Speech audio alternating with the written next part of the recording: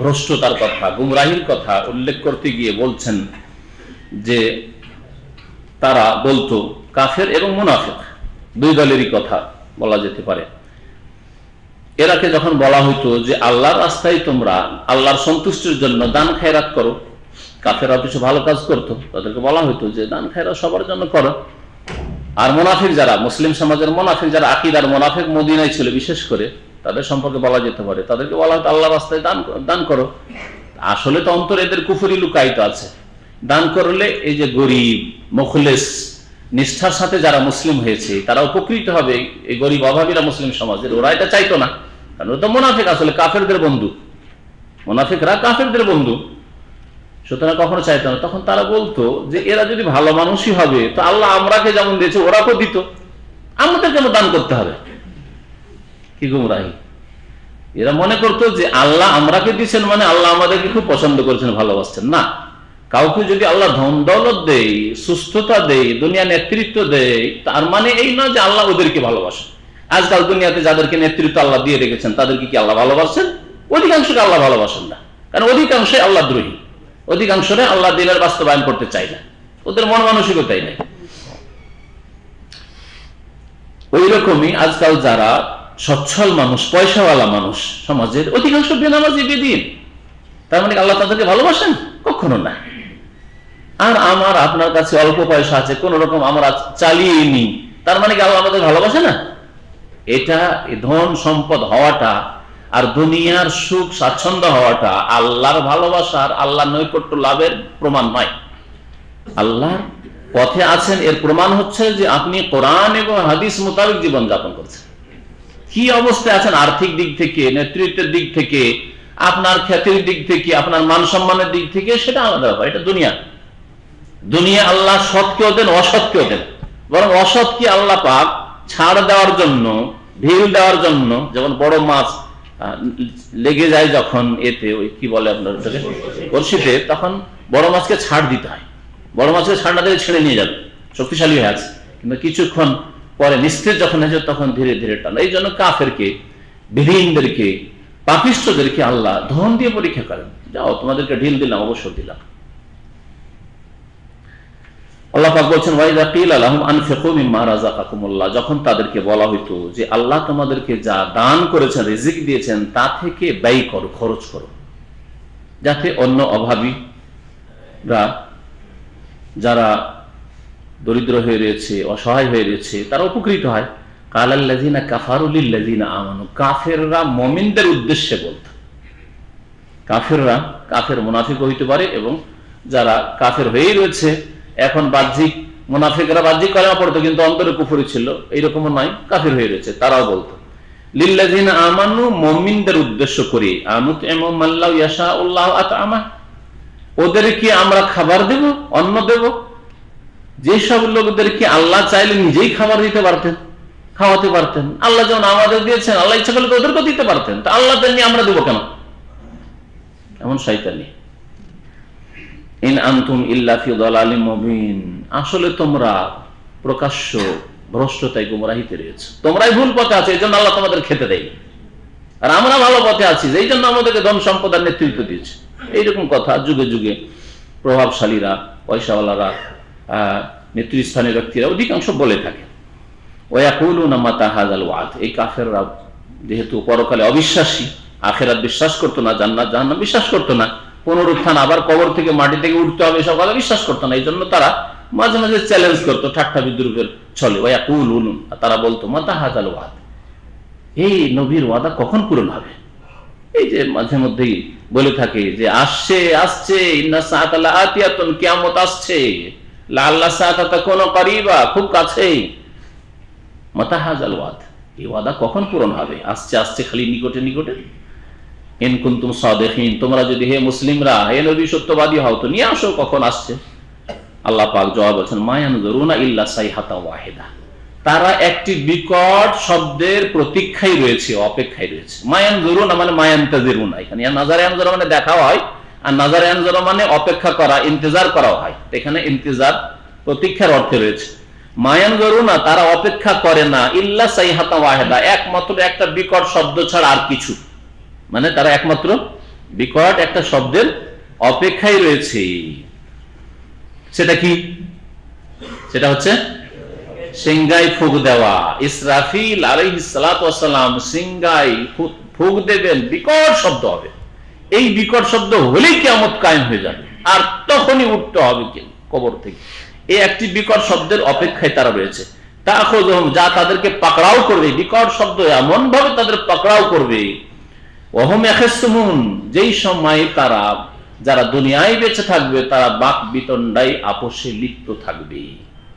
তর্ক বিতর্কে, হাটে বাজারে কেনাকাটা, না তুমি দাম বেশি চাইছো, বলছো না না না না না, তুমি তোমার এতে এই গাড়িতে এই ত্রুটি আছে, হ্যাঁ তোমার এতে এই দোষ আছে।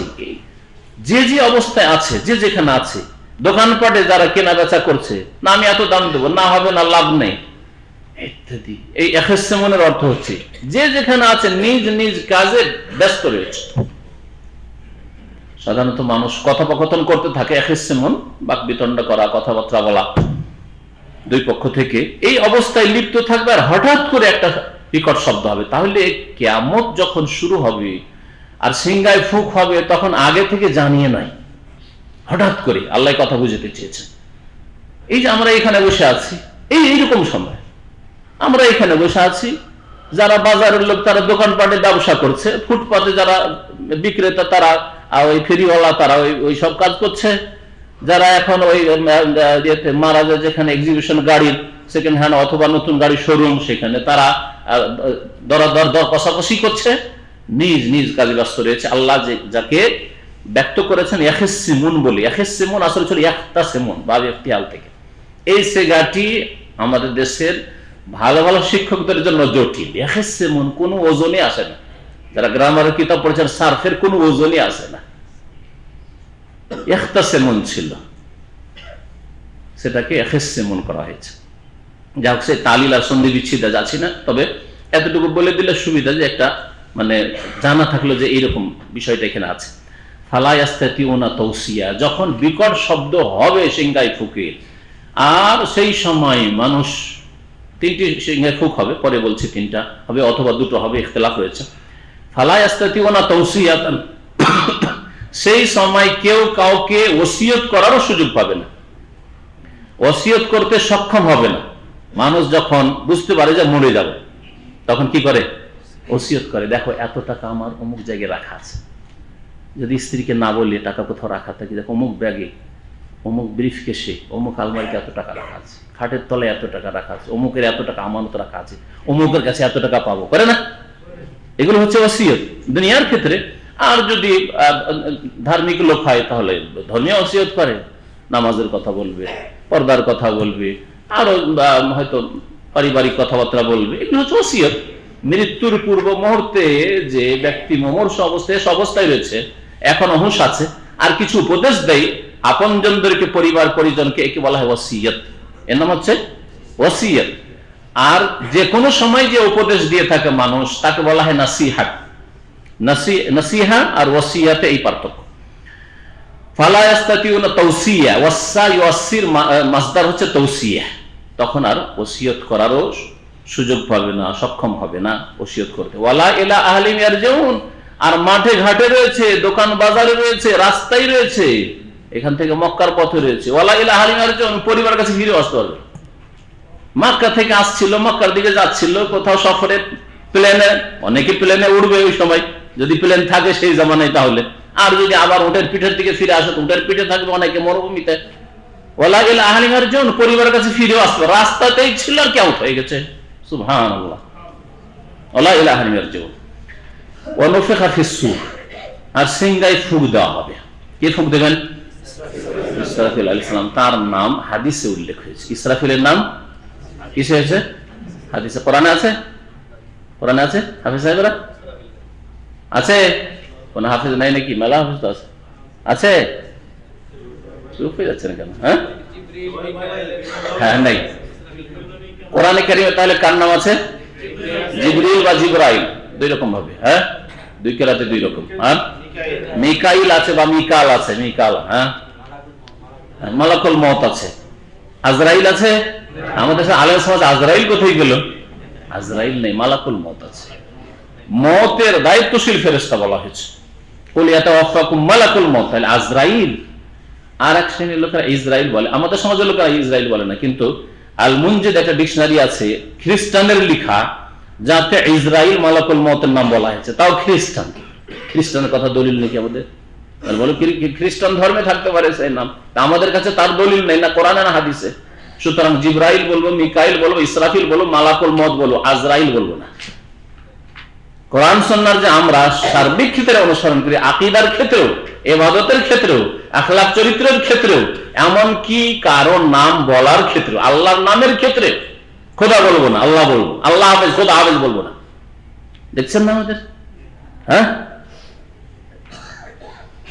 রাসূলুল্লাহ সাল্লাল্লাহু আলাইহি ওয়াসাল্লামের কাল্পনিক নাম, তার 99টির নাম, এইসব আবিষ্কার করতে যাবে না। দেখেছেন আছে কোন কোন কোরআন আমাদের দেশের আল্লাহ 99 নাম, নবীর 99 নাম, দেখেন, দেখবেন এইসব রয়েছে। আমরা ওইসব আবিষ্কার করতে যাবো, যা কোরআনে বা হাদিস আছে সেগুলি বলবো।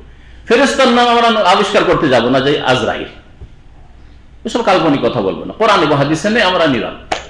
কোরআনে আছে মালাকুল মওত, মালাকুল মওত বলবো।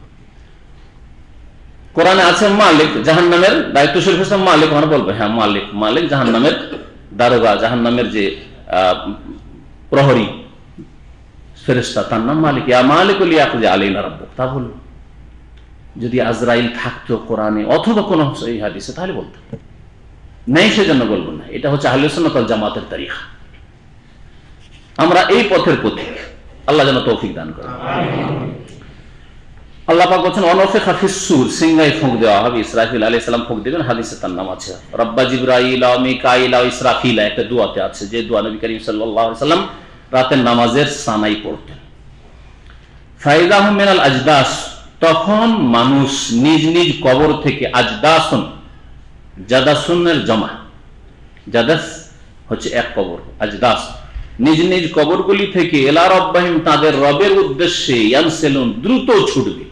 ইয়ানসেলুন মানে দৌড় দিবে, ঝাঁপ দিবে, কবর থেকে উঠে দৌড়াবে আল্লাহর দিকে, কিয়ামতের মাঠের দিকে, বিচার হবে, উপায় নেই, দৌড়াতে হবে। পালাবো উল্টো দিকে, যাব না, কারণ বুঝতে পারছি অবস্থা খারাপ, খুব শাস্তি পেয়েছি কবরে, এইরকম ক্ষমতা হবে না, দৌড় দিতে হবে। যেমন সূর্য চন্দ্র আপন গতিতে চলতে আছে, উপায় নেই যে সূর্য নিজের দিকে উল্টো দিকে চলতে শুরু করবে, উপায় নেই। কিয়ামতের দিন এইটা কোনো আসামির ক্ষমতা হবে না যে আমি উল্টো দিকে পালাই, যাবো না, কিয়ামত আসামি হইতে যাবো না, ধরা দিতে যাবো না। দুনিয়াতে পারবেন, পুলিশ তাড়া করেছে, উল্টো দিকে পালাইছে, কখনো সামনের দিকে যাবেন যে ধরাটা দিয়ে দিই, সে অল্প কেউ আছে হয়তো। ইয়ানসিলুন, দৌড় দিবি রবের উদ্দেশ্যে। তো আল্লাহ পাক এখানে বলছেন সিংহায় ফুঁক দিলে ফায়দা, কবর থেকে উঠে দৌড় দিবে। এই আয়াতে একটি সিংহার ফুঁক, একটি ফুঁক প্রমাণ করে, তাই না? ফুঁক হইলেই কবর থেকে উঠে দৌড়াবে। আর সূরা জুমারে, এর কয়েক মাস আগে সূরা জুমারে তাফসীর হয়েছে, কার মনে আছে? তাতে আল্লাহ কি বলেছেন? দুটোর কথা বলেছেন। ওয়ানফিখা ফিস সূরে ফাসাইকা মান ফিস সামাওয়াতি ওয়া মান ফিল আরদ ইল্লা মান শাআল্লাহ, বেহুশ হওয়ার কথা আল্লাহ বলেছে। প্রথম সিংহায় ফুঁকে সাইকা, বেহুশ হয়ে যাবে আসমান জমিনের সবকিছুই, ইল্লা মান শাআল্লাহ, তবে আল্লাহ যাকে চাইবেন। আল্লাহ পাকের জাত ওয়াব কজহর রব্বিক, আর আল্লাহ পাকের সব সময় ইচ্ছা আপন জায়গায় কাজ করছে। এর মানে এনে সিংহায় ফুঁক দিয়েছে, তার মানে আল্লাহ পাকের ইচ্ছার বিরুদ্ধে সব বেহুশ হয়ে যাবে না। আল্লাহ যদি ইচ্ছা করেন যে মালাকুল মওতকে, বাস, আল্লাহ যদি ইচ্ছা করেন ইসরাফিল তোমাকে ফুঁক দিতে হবে, সুতরাং তুমি বেহুশ হবে না, হবে না। যেন ইল্লা মানুষ আল্লাহ, আল্লাহ পাক বলেছেন সব কাজের ওপরই আল্লাহ পাকের ইচ্ছা শক্তিশালী, আল্লাহ পাকের ইচ্ছার বিরুদ্ধে কোনো কিছু হইতে পারে না। এই জন্য ইল্লা মানুষ আল্লাহ বলে। সুম্মা নফিখা ফিহি উখরা, অতঃপর আরেক ফুঁক দেওয়া হবে। ফাইযাহুম কিয়ামুন ইয়ানজুরুন, তখন হঠাৎ করে দাঁড়াবে কবর থেকে উঠে, ইয়ানজুরুন, আর তাকাবে। এখানে তাকানো পর্যন্ত বলে চুপ, আর এখানে বলা হয়েছে ফাইযাহুম মিনাল আজদাসে, কবর থেকে উঠে গেছে, কিয়ামুন ওই আয়াতের সাথে মিলন। হ্যাঁ, ইলা রাব্বিহি ইয়ানসিলুন, দৌড় দিতে শুরু হয়েছে, দেখে সবাই ছুটছে। এখন ছুটা ছাড়া কোনো উপায় নেই, ছুটতে হবে। দুটো সিংহার ফুঁকের কথা এখানে বলা হয়েছে, এখানে একটা বলা হয়েছে। আর একটার কথা একটা আয়াতে রয়েছে, কে বলতে পারেন? আয়াত হাফেজ সাহেব, আবুল হোসেনের আওয়াজ শুনলাম, কই হাফেজ সাহেব? হাফেজ সাহেব তো মেলা আছে, কিন্তু সব হাফেজ কেমন দুর্বল হাফেজ। এই তো হাফেজ, ইয়াউমা ইউনফাখু ফিস সূর, হ্যাঁ, ওয়া ইয়াউমা ইউনফাখু ফিস সূর সায়কা নেই, ফাফাজিআ মান ফিস সামাওয়াতি ওয়া মান ফিল আরদ, আসমান জমিনে যে কেউ আছে সবাই ঘাবড়িয়ে যাবে। ফাজা বলা হয়েছে, ফাজা আইন মানে হচ্ছে ঘাবড়িয়ে যাওয়া, কত বন্ধ ভয়ে ভীত সন্ত্রস্ত হয়ে যাওয়া। এখানে আল্লাহ ফাজিয়া ঘাবড়াবার কথা, বেহুশের কথা বলেননি। এই আয়াতকে যদি এই অর্থে রাখেন, আর জুমারের আয়াতে রয়েছে যে বেহুশ হয়ে যাবে, তাহলে বেহুশ আর ঘাবড়ে যাওয়া দুটো আলাদা আলাদা জিনিস। তাহলে 3 ফুক হয়। এজন্য অনেক ওলামারাই বলেছেন তাফসীর কারণ 3টি ফুক হয়। একটা হচ্ছে নাফখাতুল ফাজা, ঘাবড়িয়ে যাওয়া, প্রথম ফুকে ঘাবড়িয়ে যাবে, দ্বিতীয় ফুকে বেহুশ হয়ে মারা যাবে, সায়কা মানে মরে যাবে, আর তৃতীয় ফুকে ওঠানো হবে। আল্লাহু আলাম। আর যারা বলেছেন 2টো ফুক, তারা বলছে ঘাবড়িয়ে যাবে, ঘাবড়িয়ে যাওয়ার সাথে সাথে বেহুশ হয়ে মরে যাবে। ওই নাফখাতুস সাক আর নাফখাতুল ফাজা একই জিনিস। আল্লাহু আলাম। তাতে কোনো যায় আসে না, 2টো হইতে পারে, 3টিও হইতে পারে। কালু, তখন কবর থেকে উঠে বলি, ইয়া ওয়াইলানা, হায় আমাদের দুর্ভোগ, হায় সর্বনাশ, মাম বাসানা মিন মারকাদিনা, আমাদের এই শোয়ার জায়গা থেকে, মারকাদ মানে হচ্ছে শোয়ার স্থান, যেখানে মানুষ শুয়ে থাকে, এই ঘুমাবার স্থান থেকে আমাদের কে উঠালো? বাসা মানে উঠানো, কি আমাদেরকে উঠালো? মাম বাসানা মারকাদিনা। যদিও কবরে আযাব শাস্তি হয়েছে, কিন্তু কবরের আযাবের চাইতে বড় আযাব সামনে প্রত্যক্ষ করছে, সেই জন্য ওই আযাবকে ভুলে যাবে। মানুষের উপর যখন বড় মুসিবত আসে, তখন ছোট মুসিবত ভুলে যায়, বলে না, ভুলে যায়, ছোট মুসিবতকে ভুলে যায়। হাযা মা ওয়াদার রহমান, তখন আল্লাহর পক্ষ থেকে ফেরেশতারা বলবেন, অথবা আল্লাহ পাক স্বয়ং বলবেন। 2 রকমই তাফসীর কারণ করেছে। হাযা মা ওয়াদার রহমান, এই যে কবর থেকে উঠানো, তোমরা বিশ্বাস করতে না, সন্দেহ করতে, অথবা জন্মসূত্রে মুসলিম কিন্তু সারা জিন্দেগি কাফের, 60 বছর 70 বছর কোনদিন চিন্তাই করেননি যে আল্লাহর সামনে হাজির হইতে হবে, নামে মাত্র মুসলিম, কিন্তু কখনো চিন্তা হয়নি, বল বিশ্বাস করি, কেমন বিশ্বাস আবার? হাযা মা ওয়াদার রহমান, তখন আল্লাহ পাক বলেন, আল্লাহর ফেরেশতা বলে, এই তো দয়াবান আল্লাহ পাক ওয়াদা করেছিলেন, জানিয়ে দিয়েছিলেন যে একদিন উঠতে হবে, আল্লাহর সামনে জবাবদিহি করতে হবে। ওয়া সাদাকাল মুরসালুন, আর রাসূলদের মাধ্যমে আল্লাহ পাক জানিয়েছেন, রাসূলগণ সত্য কথা বলেছেন। প্রত্যেক যুগে যুগে রাসূলদের কথা মৌলিক বিষয়ে আকীদার ক্ষেত্রে এক ছিল। জান্নাত জাহান্নাম, আদম আলাইহিস সালাম থেকে শুরু করে সমস্ত নবী রাসূল একই রকম বলেছেন, তাই না? দুনিয়ার পরে আখিরাত এক রকম বলেছেন, হিসাব হবে, জবাব দিতে হবে, আল্লাহ পাক বিচার করবেন, ইয়াউমুল জাযা, প্রতিদান দিবস, সমস্ত নবী রাসূলগণ এক বলেছেন, তাই না? জি, আল্লাহ ছাড়া সত্য মাবুদ নেই। এগুলো হচ্ছে মৌলিক বিষয়। এই ধরনের বহু মৌলিক বিষয় রয়েছে যেগুলোর ক্ষেত্রে সমস্ত আল্লাহ পাকের নাজিলকৃত দিন এক, আল্লাহর দিন এক, ইন্না দীনা ইনদাল্লাহিল ইসলাম। আর শাখা প্রশাখা, মাসলা মাসাইলে বিভিন্ন ধর্মে পার্থক্য রয়েছে, নামাজের অর্থ, নামাজের সংখ্যা ইত্যাদি, রোজা, হজ, যাকাত, এগুলিতে পার্থক্য থাকতে পারে। ইন কানাত ইল্লা সাইহাতান ওয়াহিদা, সেটা একমাত্র একটি বিকট শব্দ হবে। ফাইদাহুম জামিউন লাদাইনা মুহদারুন, তখন সমস্ত মানুষ আমার নিকট হাজির হয়ে যাবে, সবকে হাজির করা হবে। মুহদারুন মানে আমার সামনে সমস্ত উপস্থিত করা হবে। ফালিয়াউমা লা তুযলামু নাফসুন শাইআ, আজকে কোন ব্যক্তির উপর কোন রকমের জুলম হবে না, কিঞ্চিত পরিমাণ জুলম হবে না, শাইআন, কোন রকম জুলম হবে না। ওয়ালা তুজজাউনা ইল্লা মা কুনতুম তা'মালুন, আর এমন কোন বদলা শাস্তি দেওয়া হবে না যা আমল করনি, কর্ম করনি আর শাস্তি হয়ে গেছে, এটা হবে না। দুনিয়াতে হয়, অপরাধ করেননি 10 বছর জেল হয়ে গেছে, কিছুই অপরাধ করেনি, সন্ত্রাসী হয়ে বসে আছেন, সন্ত্রাসের রাস্তায় ঘুরে বেড়াচ্ছে, দুনিয়াতে হতে পারে, কিন্তু আল্লাহ পাকের কাছে হবে না, না কোনো জুলম হবে। ওয়ালা তুজজাউনা ইল্লা মা কুনতুম তা'মালুন, যা কিছুই করেছো কর্ম তারই বদলা দাও। ভালো করেছো, ভালোর বদলা, ভালোতে কোনো ঘাটতি হবে না যে ভালো নেকি পেলাম না, এত করেছিলাম। আর শাস্তির ক্ষেত্রে কোন রকমের এরকম হবে না যে অপরাধ কম করেছিলাম, শাস্তি বেশি হয়ে গেল, তাও হবে না। ইল্লা মা কুনতুম তা'মালুন। ইন্না আসহাবাল জান্নাতিল ইয়াওমা ফি শুগুলিন ফাকিহুন, আল্লাহ পাকের কোরআনে কারীমের ভঙ্গিমা বা নীতিমালা হচ্ছে, যখনই জাহান্নামীদের কথা, যখনই গুনাহগারদের কথা আল্লাহ বলেছেন, তখনই জান্নাতীদের কথা বলেছেন। আল্লাহ পাক বলছেন যে সেই দিন জান্নাতীরা কত যে সুখে থাকবে। আল্লাহ পাক যেন আমাদের সকলকে জান্নাতুল ফিরদাউস দান করেন। ইন্না আসহাবাল জান্নাত, নিশ্চয় জান্নাতীরা, আল ইয়াওমা, আজকের দিনে, ফি শুগুলিন ফাকিহুন, নিজের কাজে আনন্দিত থাকবে, নিজের ব্যস্ততায়, শগল মানে আজকাল সকল বলছেন কাজ, এই জন্য কাজ বললাম যাতে বুঝতে পারেন সহজে কোরআন কারীম। নিজের কাজে বা নিজের ব্যস্ততায়, সকল মানে ব্যস্ততা, আনাফি সকল মানে আমি ব্যস্ত আছি, নিজের ব্যস্ততায় ফাকেহুন মানে ফারেহুন, আনন্দিত থাকবে। মানুষ অনেক সময় কাজ করে কিন্তু আনন্দিত হয় না, ডিউটি, কষ্টের ডিউটি, আনন্দ লাগে না। কিন্তু অনেকে কাজ করে আরাম ফিল করছেন, তাই না, অনুভব করছেন। সুবহানাল্লাহ, জান্নাতে জান্নাতীরা যাওয়ার পরে যে যে কাজে ব্যস্ত আছে, যে যে কাজ করছে মানে ডিউটি সেখানে থাকবে না, কাজ মানে আমোদ ফুর্তি। কেউ খাচ্ছে তাতে আনন্দিত, হ্যাঁ, কেউ হুর নিয়ে আমোদ ফুর্তি করছে তাতে আনন্দিত, কেউ সুরা পান করছে আনন্দিত, হ্যাঁ, কেউ চলাফেরা করছে, কারো শখ ছিল যে আমি উড়োজাহাজ চালাবো, আনন্দিত। হ্যাঁ, ওয়ালাকুম ফিহা মা তাশতাহি আনফুসুকুম। এমনকি নিঃসন্তান মানুষ বাচ্চা চাইবে আল্লাহর কাছে, আমার খুব আকাঙ্ক্ষা ছিল বাচ্চার, আল্লাহ দুনিয়াতে বাচ্চা পাইনি, ওই নিয়ে আনন্দিত। মুহূর্তের মধ্যে গর্ভধারণ করলো স্ত্রী, আবার বাচ্চাও হয়ে গেল, অতি আনন্দ ফুর্তি। দুনিয়াতে আদর করার খুব ইচ্ছা ছিল, একটা বাচ্চা আদর করে পাই। ফিশো বলেন ফাকিহুন হুম ওয়া আজওয়াজুহুম, তারা এবং তাদের বিবিরা বা তাদের স্বামীরা, নারী পুরুষ সবার জন্য যেহেতু দিন, আজওয়াজ দুটোকে বলা হয়, তাদের স্বামীরা তাদের স্ত্রীরা, ফি যিলালিন আলাল আরাইকে, ছায়ায় অবস্থান করবে, কোনো রৌদ্র তাপ থাকবে না।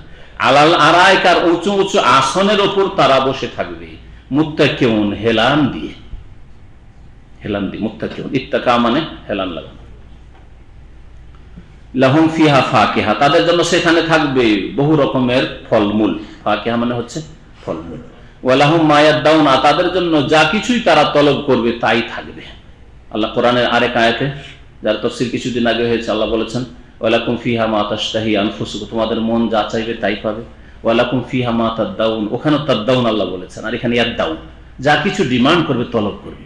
আজকে আমি এটা চাই, দুনিয়াতে কিন্তু পাই না, যতই পয়সাওয়ালা মানুষ হোক। অনেক সময় আজকে আমি ইলিশ মাছ খেতে চাই, বাজারে দেখা হলো ইলিশ মাছ পাওয়া গেল না, কিন্তু জান্নাতে সুবহানাল্লাহ, আল্লাহ পাক রব্বুল আলামিন এই নিয়ামত রেখেছেন। মায়াদাউন, যা কিছুই তলব করবে, সালামুন কাওলাম মির রাব্বির রহিম, আর সেই সময় দয়াবান প্রতিপালকের পক্ষ থেকে সালামের সম্ভাষণ পেশ করা হবে। দয়াবান, রাহিম মানে রব প্রতিপালক, দয়াবান প্রতিপালকের বাণী, বাণীর ঘোষণা হবে, কওলান সালাম, তোমাদের জন্য শান্তি রয়েছে। এই সালাম হয়তো পৌঁছাবেন ফেরেশতারা, অথবা স্বয়ং আল্লাহ পাক রব্বুল আলামিনের পক্ষ থেকে সালাম পেশ করা হবে জান্নাতীদেরকে। দুটি তাফসীর হতে পারে। পক্ষান্তরে কাফেরদের কিয়ামতের মাঠে আল্লাহ বলেন আমতাজুল ইয়াউমা আইয়ুহাল মুজরিমুন, আল্লাহ পাক বলবেন আমতাজুল ইয়াউম, আজকের দিনে তোমরা পৃথক হয়ে যাও, আলাদা হয়ে যাও, একসাথে একাকার হয়ে থাকা চলবে না। সৎ লোকদের মাঝখানে লুকিয়ে আছো অপরাধীরা, আমতাজু মানে আলাদা হয়ে যাও, পৃথক হয়ে যাও। আলিয়াম, আজকের দিন আইয়ুহাল মুজরিমুন, হে অপরাধীরা। আজকালকার জামানায় রাজনৈতিক অপরাধী, সামাজিক অপরাধী, মদ খেলে অপরাধী, ধর্ষণ করলে অপরাধী, কিন্তু সম্মতির সাথে জেনা করলে অপরাধী না, ঠিক না? বেনামাজি অপরাধী না, বেরোজগার দিনে পানাহার করছে সুস্থ মানুষ অপরাধী না, হজ ফরজ আছে হজ করছে অপরাধী না, ঠিক না? সুদ খাচ্ছে অপরাধী না। মাত্র কয়েকটা পাপ যেগুলি সমাজ বিরোধী কাজ, রাজবিরোধী কাজ, হ্যাঁ, সেগুলি হলো অপরাধ। অথচ আল্লাহ পাক বেনামাজিকে বলছেন ফি জান্নাতি ইয়াতাসাআলুনা আনিল মুজরিমিন, অপরাধীদের সম্পর্কে জিজ্ঞাসা করা হবে। অপরাধী আল্লাহ বলেছেন, কারা অপরাধী? মা সালাকাকুম ফি সাকার, জাহান্নামে কেন? কালু লাম নাকু মিনাল মুসাল্লিন, সবচেয়ে বড় অপরাধ ছিল যে আমরা নামাজ পড়তাম না। মুসলিম তো ছিলাম কিন্তু নামাজ পড়তাম না, অপরাধী। তাহলে মুসলিম সমাজের বড় অপরাধী বেনামাজি, আধা নামাজি। ভালো করে শুনে রাখেন কোরআনের আলোকে। অথচ কোন অপরাধী মনে করা হয় না, বড়ই শ্রদ্ধার সাথে বোন তুলে দিয়ে দিচ্ছেন, বিবাহ দিয়ে চলে আসলেন।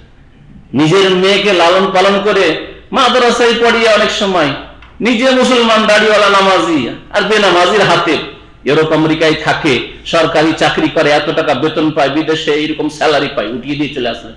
ডাক্তার, ইঞ্জিনিয়ার, তাই উঠিয়ে দিয়ে চলে আসলেন। লজ্জা লাগে না? আল্লাহ পাককে ভয় করবেন, এই খেয়ানত করবেন না। বোনদের ক্ষেত্রে, মেয়েদের ক্ষেত্রে এই খেয়ানত করবেন না। পাপিষ্ট মুজরিম অপরাধীদেরকে মেয়ে বোন তুলে দেওয়া বড়ই খেয়ানত। বেলায়াতে অভিভাবকত্ব যাকে বলা হয়, তাতে বড় খেয়ানত করাকে জবাবদেহি করতে হবে কিয়ামতের দিনে। আল্লাহ পাক তারপরে বলছেন আইয়ুহাল মুজরিমুন, হে অপরাধীরা, তোমরা আজকে পৃথক হয়ে যাও, আলাদা করে দেওয়া হবে। তোমাদের ওই একাকার হয়ে থাকা চলবে না। তাহলে কাফেরদের আলাদা করে দেওয়া হবে, বেনামাজি আলাদা, যত রকমের ক্যাটাগরি আছে অপরাধের আলাদা আলাদা, জিনাকারী, সুদখোর, ঘুষখোর, মুশরিক, কবর পূজারী আলাদা আলাদা হোক, বিদআতপন্থী আলাদা হোক। ওয়ামতাজুল ইয়াওমা আইয়ুহাল মুজরিমুন। আল্লাহ পাক তারপরে তাদেরকে ধমক দিয়ে বলবেন, আলাম আহাদ ইলাইকুম, আমি কি তোমাদেরকে বলে দিনি, আমি তোমাদের সাথে আহিদা মানে ওয়াদা করা, ওয়াদা নেওয়া, চুক্তি প্রতিশ্রুতি নেওয়া হয়, আর আহেদা মানে উপদেশ দেওয়া হয়। আমি কি তোমাদেরকে উপদেশ দিনি, হুকুম দিনি, ইয়া বানি আদম, হে আদম সন্তান, আল্লাহ তা'বুদুশ শাইতান, তোমরা শয়তানের পূজা করবে না। কে শয়তানের পূজা করে? আছে কি কেউ? হ্যাঁ, যে ইবলিস নামে কোন দেব দেবী আছে, কোন মাজার আছে ইবলিস নামে? তাই আল্লাহ যে বলছেন শয়তানের পূজা করি না, তো করে না তো কেউ শয়তানের পূজা, তাহলে সব মুসলিম। হ্যাঁ, আল্লাহ ছাড়া অন্যকে সেজদা করলেই শয়তানের পূজা করা হয়, মনে রাখা ভালো। আল্লাহ ছাড়া অন্যের কাছে রোগের আরোগ্য তলব করলেই শয়তানের পূজা করা হয়। আল্লাহ ছাড়া অন্যকে যদি মনে করেন যে এরা ছেলে মেয়ে দিতে পারে, হ্যাঁ, বালা মুসিবত দূর করতে পারে, তাহলে শয়তানের পূজা করা হয়। এই জন্য আল্লাহ পাক রব্বুল আলামিন কোরআনে কারীমে একাধিক আয়াতে ইব্রাহিম আলাইহিস সালামের উপদেশ, ইব্রাহিম আলাইহিস সালামের বাপকে ইব্রাহিম বলছে, ইয়া আবাতি লা তা'বুদিশ শাইতান, সূরা মারইয়াম, ইয়া আবাতি, সম্মানিত আব্বা, লা তা'বুদিশ শাইতান, শয়তানের পূজা করিয়েন না। আজও কোন শয়তানের পূজা করতো? ইবলিস নামে কোন দেবদেবী ছিল ইরাকে নাকি? তখন কখনো ছিল না। দেবদেবী ছিল সবাই মূর্তি, প্রতিমা, পুতুল, এসব পূজা ছিল। তাহলে বোঝা গেল আল্লাহ ছাড়া অন্যকে সেজদা করা, অন্যের কাছে দোয়া করা, হে গৌসুল আজম, বড় পীর, মদদ করো, হে খাজা বাবা, তুমি উদ্ধার করতে পারো, এটা খাজা বাবার পূজা হলো না, এটা শয়তানের পূজা হলো পরোক্ষভাবে। কারণ এই শিরক শয়তান ঢুকিয়েছে মানব জাতির মধ্যে। এই বহুত্ব, আল্লাহর একত্ব, তাওহীদের জায়গায় শিরক যে ঢুকিয়ে কামিয়াব, খুব খুশি, তামাশা দেখছে ইবলিস শয়তান মহাসাগরে বসে তার সিংহাসনে, যে এদেরকে সবকে নিয়ে আমি জাহান্নামে যাব। আল্লাহ পাক তাই বলছেন যে তোমাদেরকে আমি বলে দিন, হে আদম সন্তান, আল্লাহ তা'বুদুশ শাইতান, শয়তানের তোমরা পূজা করবে না, ইন্নাহু লাকুম আদুউম মুবিন, কারণ শয়তান তোমাদের প্রকাশ্য শত্রু।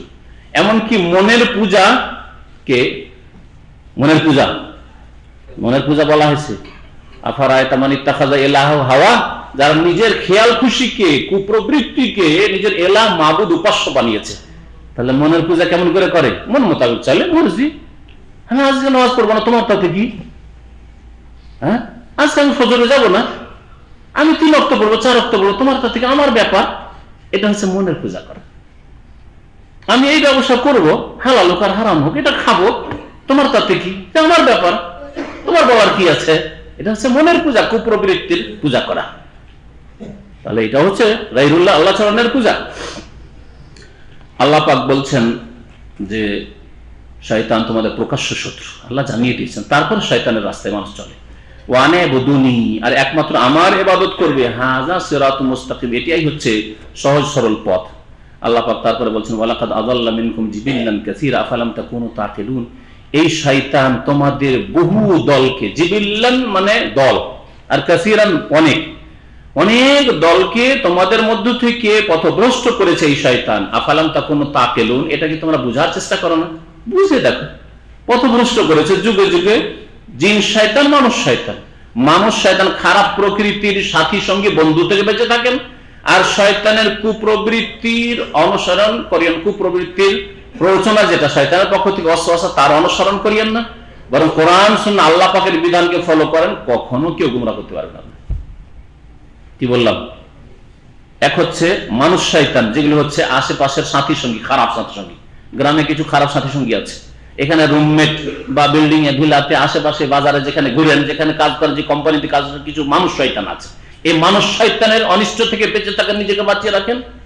আর ইবলিশ শয়তান আর ওর চেলারা মনে কুমন্ত্রণ, ওয়াসওয়াসা দিচ্ছে, ওটা থেকে বেঁচে থাকেন। খারাপ কথা মনে আসছে, আউযুবিল্লাহি মিনাশ শাইতানির রাজিম, মনে আসছে যে সবাই সিগারেট খায়, আর আমার কি পয়সা নেই, এটা খেয়েই দেখি, এটা জিন শয়তানের পক্ষ থেকে।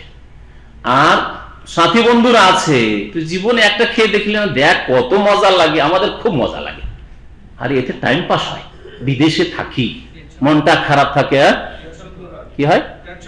টেনশন দূর হয়, শয়তান কাছে আসে, টেনশন দূর হয়, শয়তান কাছে আসে। তো এই মানুষ শয়তান গুমরা করে মানুষকে এইভাবে যে একটা খেয়ে দেখে, একবার চুষা দেখ তোকে ধরিয়ে দিচ্ছে। অনেক সময় বলে স্কুল কলেজে এইভাবে ছোট ছেলেরা, নাবালক ছেলেরা, অনেক সময় যুবক ছেলেরা এভাবে বিড়ি সিগারেট ধূমপান করা শিখে, গাঁজা খাওয়া শিখে, একবার দেখ ছাড়তে পারবি না জীবন, এত মজা, জীবনটা ধ্বংস করে ফেলছে গাঁজা খেয়ে।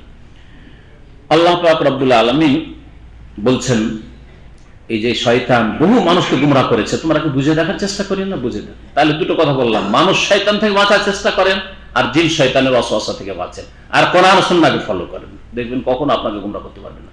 যখনই দেখবেন ইমায়ানজান্নাকা মিনাশ শায়তান নাজগুন, যখন দেখবেন যে শয়তান খারাপ দিকে কিন্তু নিয়ে যাচ্ছে, মনটা অন্যদিকে যাচ্ছে খারাপ দিকে, ফাস্তাইজ বিল্লাহ, আউযু বিল্লাহ পড়েন, আল্লাহ তুমি বাঁচাও আমাকে, মাআযাল্লাহ, আল্লাহ পাকের পানাহ চাইছি, ইন্নাহু রাব্বি আহসানা মাসওয়া, ইউসুফ আলাইহিস সালাম মতো, আল্লাহ পাক কত সুন্দর আমাকে রেখেছেন আর আমি পাপ করব? আল্লাহ আমাকে কত সুন্দর জীবন যাপন দিয়েছেন, মুসলিম ঘরে আল্লাহ সৃষ্টি করেছেন, আর আল্লাহ পাক সৌদি আরবে আমাকে রেখেছেন, আমি পাপে লিপ্ত হব? এখানে এসে দুটো পয়সা এসে তাই ব্লু ফিল্ম দেখবো? মাআযাল্লাহ, ইন্নাহু রাব্বি আহসানা মাসওয়া। এই চরিত্র গ্রহণ করতে হবে, তাহলে কখনো শয়তান সুযোগ পাবে না।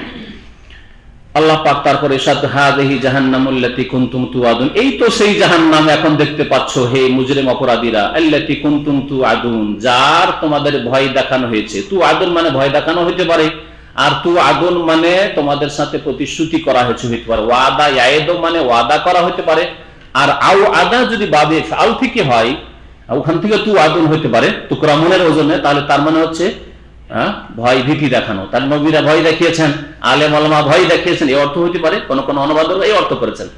ইসলাহু আলিয়ামা মা কুনতুম তাকফুরুন, আজকের দিনে এই জাহান্নামে তোমরা ঢুকে পড়ো, দাখিল হও, বিমা কুনতুম তাকফুরুন, কারণ তোমরা অস্বীকার করেছিলে, আল্লাহ পরকাল অস্বীকার করেছিলে, নামাজকে অস্বীকার করেছিলে, দিন মানাকে অস্বীকার করেছিলে। আলিয়াউমা নাখতিমু আলা আফওয়াহিম, আজকে তাদের মুখের ওপর আমি সিল মেরে দেব।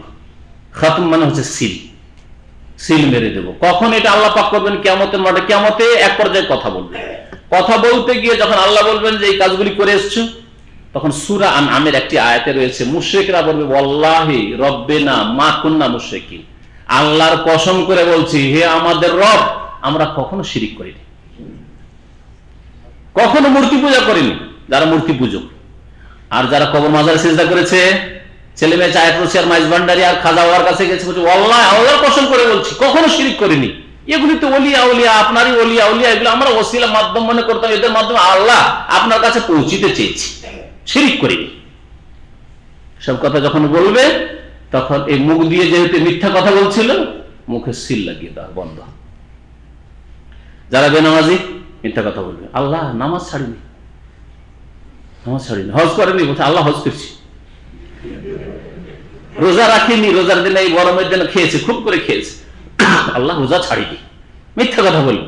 দেখছে উপায় নেই, মনে করছে এইরকম কিছু বলে, নতুন আসামিকে দেখেছে, নতুন আসামি থানাতে এরকম করে, তারপরে ওই যখন তাদের তদন্ত হয়, তখন ওই তদন্ততে প্রথম দিকে মিথ্যা বলে মনে করে যে হয়তো চলে যাবে, দেখলেন না, হবে না, মিথ্যা বলে কাজ হচ্ছে না, বারবার আসতে হচ্ছে, সত্যতে মনে হয় নাজাত আছে, তখন অনেক সময় সত্য কথা বলে, অনেক সময় মার খেয়ে সত্য কথা বলে। আল্লাহ পাক বলছেন যখন এই মিথ্যা কথা বলবে, আলিয়াউমা নাখতিমু আলা আফওয়াহিম, আজকে তাদের মুখের উপর সিল মেরে দেব, ওয়া তুকাল্লিমুনা আইদিহিম, আর আমার সাথে কথা বলবে তাদের হাতগুলি, ওয়া তাশহাদু আরজুলুহুম, আর তাদের পাগুলি সাক্ষ্য প্রদান করবে, বিমা কানু ইয়াকসুবুন, যা কিছু তারা করেছে সে সম্পর্কে। হাতে কথা বলবে আর পায়ে বলবে ঠিক বলছে, ঠিক বলছে, হাত কিন্তু ঠিক বলছে, হাত ঠিক বলছে, আর মুখে একটু আগে যা বলছিল মিথ্যা বলছে। ওয়ালাউ নাশাউ লাতামাসনা আলা আয়ুন, আল্লাহ পাক বলছেন আমি যদি চাইতাম তাহলে দুনিয়াতেই তাদের চোখগুলিকে অন্ধ করে দিতাম। তামাশা একমাস মানে চোখের ওপর লেপে দেওয়া, চোখ লেপে দেওয়া, চোখের উপর যদি চামড়া, আল্লাহ চামড়া দিয়ে যদি এই ছিদ্রটা না থাকে, এর নাম হচ্ছে তামস। আর ভাব অর্থ হচ্ছে দৃষ্টিশক্তি বিলুপ্ত করে দেওয়া, দৃষ্টিশক্তি ছিনিয়ে নেওয়া। তো ভাব অর্থ, শাব্দিক অর্থ জানলেন, তামাশা মানে, এখন ভাব অর্থ দিয়ে তর্জমা করেন। ওয়ালাউ নাশাউ, যদি আমি আল্লাহ চাইতাম, লাতামাসনা আলা আয়ুনিহিম, তাদের দৃষ্টিশক্তি বিলুপ্ত করে দিতাম। ফাস্তাবাকুস সিরাত, মানুষ যদি অন্ধ হয়ে যায়, আল্লাহ না করে সবগুলি যদি অন্ধ হয়ে যায় এখানে, তাহলে কি করবেন? বের হওয়ার চেষ্টা করবেন না করবেন না? দৌড়াদৌড়ি করে চেষ্টা করবেন, দরজা আনুমানিক দরজা কোন দিকে আছে, ওইখানে আছে না এইখানে আছে না ওইখানে আছে, আইডিয়াতে তখন দরজার চেষ্টা করে বের হওয়ার, পালাবার চেষ্টা করেন এদিক ওদিক যেখানে যে যেতে পারি। আল্লাহ বলছেন ফাস্তাবাকুস সিরাত, তারপরে তারা দৌড় দিত রাস্তার দিকে, অন্ধ অবস্থায়, দৃষ্টিবিহীন অবস্থায় দৌড় দিত রাস্তার দিকে। ফান্না ইউবসিরুন, কিন্তু রাস্তা দেখতে পাবে কোত্থেকে? ফান্না মানে কাইফা, ফাকাইফা ইউবসিরুন, কেমন করে রাস্তা দেখবে? কারণ চোখে রোশনি না, জ্যোতি নেই। ওয়ালাউ নাশাউ, আল্লাহ পাক করতে পারবেন এই কথা, আল্লাহ পাকের কুদরত। যে আল্লাহ পাক রব্বুল আলামিন দৃষ্টিশক্তি ছিনিয়ে নিতে পারেন, সে আল্লাহ পাক হায়াতও ছিনিয়ে নিচ্ছেন, মওত আসছে, সেই আল্লাহ পাক রব্বুল সক্ষম আবার পুনরুত্থানের উপর নিয়ে আসবেন আল্লাহ পাক রব্বুল আলামিন। এই কথা আল্লাহ পাকের উদ্দেশ্য। আল্লাহ পাক বলেন ওয়ালাউ নাশাউ, আর আমি যদি চাইতাম, লামাসাখনাহুম আলা মাকানাতিহিম, তাদের নিজ নিজ স্থানেই, আলা মাকানাতিহিম, তাদের নিজ নিজ স্থানেই তাদের রূপ চেহারা বিকৃত করে দিতাম, তাদের চেহারা পরিবর্তন করে দিতাম। মানুষকে বানর বানিয়ে দিতাম, কুকুর বানিয়ে দিতাম, শ্রীগাল বাঘ ভল্লুক বানিয়ে দিতাম। আল্লাহ পাক করতে পারতেন। লামাসাখনা, মাসখকে বলা হয় রূপ চেহারা বিকৃত করে দেওয়াকে। আল্লাহ যদি তাই করেন তাহলে ফামাস্তাতাও মুদিয়ান, তাহলে না তারা সামনে এগিয়ে যেতে পারতো, মানুষ যেমন নিজে ইচ্ছা মতো চিন্তাশীল হয়, কাজকর্ম করে, সিদ্ধান্ত নিতে পারে, তাও করতে পারতো না। ওয়ালায়ারজন, আন্না ফিরে আসতে পারতো যে না এই কাজটা ঠিক হবে না, এই কাজটা ঠিক হবে, সুতরাং এগিয়ে যায়। মানুষের মধ্যে এই বোধ ক্ষমতা আছে, তাই না? কিন্তু পশু গরু ছাগলের নেই। হ্যাঁ, আমি আপনি বুঝি যে কোনটা নাই কোনটা অন্যায়, অনেক কিছুই বুঝি, আমাদের আল্লাহ পাক রব্বুল আলামিন বোধ শক্তি দিয়েছেন তা দিয়ে, কিন্তু পশুর মধ্যে যতটুকু আছে তা দিয়ে যথেষ্ট নয়। এই জন্য নিজের মালিকের শুধু ক্ষতি করে না, অন্যেরও ক্ষতি করে, অন্যের জমিতে চলে যায়। তো আল্লাহ পাক যদি মানুষের চেহারা বিকৃত করে দিতেন, না আগে বাড়তে পারতো, ফামাস্তাতাও মুদিয়ান, ওয়ালা ইয়ারজিউন, না ফিরে আসতে পারতো। ওমান নুআম্মিরহু নুনাক্কিসু ফিল খালক আফালা ইয়াকিলুন, আর আমি যাদের বয়স বৃদ্ধি করি, নুআম্মিরহু, আমর মানে হচ্ছে বয়স আর আয়ু। আল্লাহ বলছেন আমি যাদেরকে আয়ু বেশি দিই, নুনাক্কিসু ফিল খালক, তাদের অবস্থা কি হয়?